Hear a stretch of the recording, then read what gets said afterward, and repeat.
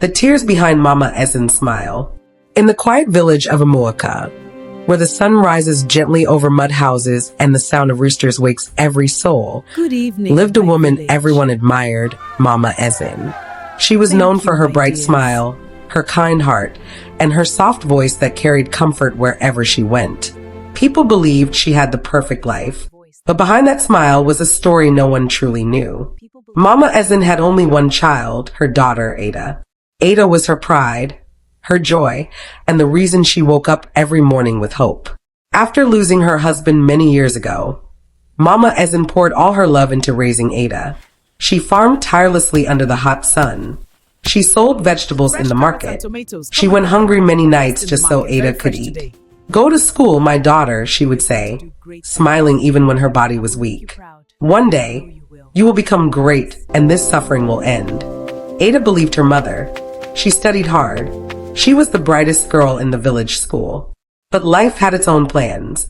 One year, when Ada was about to finish secondary school, everything changed. Mama Ezinne fell sick. At first, it was just small weakness. Then came constant coughing. Then she could no longer go to the farm. The little money they had quickly disappeared. Ada stopped going to school. Every morning, instead of holding her books, she carried baskets to the market, trying to sell what little they had left. People began to whisper, "Such a bright girl, now look at her." Life is not fair. Ada heard them, but she said nothing. At night, she would sit beside her mother's bed, holding her hand tightly. "Mama, you will be fine," she would say, forcing a smile. But deep down she was afraid. Days turned into weeks. Mama Ezinne grew weaker.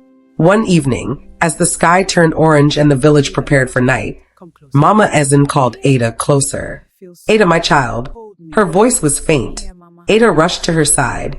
"Yes, Mama, I'm here." Hold me. Mama Ezinne smiled I weakly. won't let go "I'm of you, sorry. Ada. I couldn't give you the life you deserve." Tears filled Ada's eyes immediately. "No, Mama, don't say that. You gave me everything." Mama Ezinne slowly touched her face. "Promise me, no matter what happens, you will not give up on your dreams." Ada shook her head, crying. "I promise, Mama. I promise." That night, Mama Ezinne didn't wake up again. The entire village mourned, but no one felt the pain like Ada. She became quiet, withdrawn, lost. The house that once had laughter became empty and cold.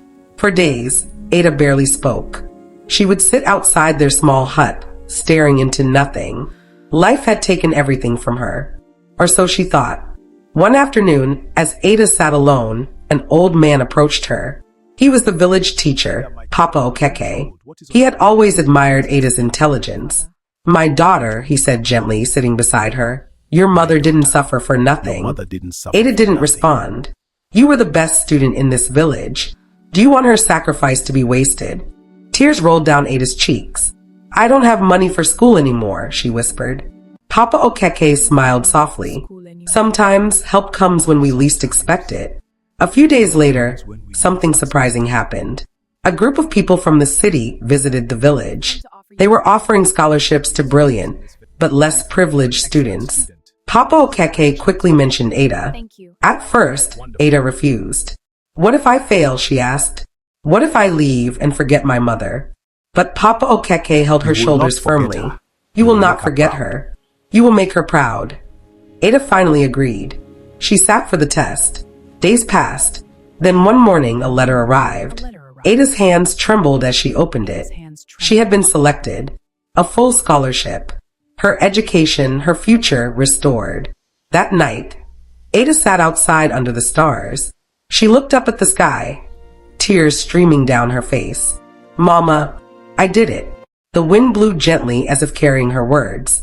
And for the first time since her mother's death, Ada smiled. Years later, Ada returned to Amuaka. But she was no longer the poor village girl people pitied. She was now a successful doctor. The entire village gathered to welcome her. But instead of going anywhere else, Ada walked straight to her old house. She stood there quietly, memories flooding back. Then she whispered, "Mama, your suffering was not in vain." Ada didn't forget where she came from. She built a small clinic in the village. She helped the sick, especially women who couldn't afford treatment. She made sure no child had to stop school because of poverty. People began to say, Mama Ezinne may be gone, but her love is still alive. And every evening, when the sun sets over Amuaka, you will see a young woman standing quietly, looking at the sky, not in sadness, but in gratitude, because sometimes the deepest pain creates the most beautiful purpose.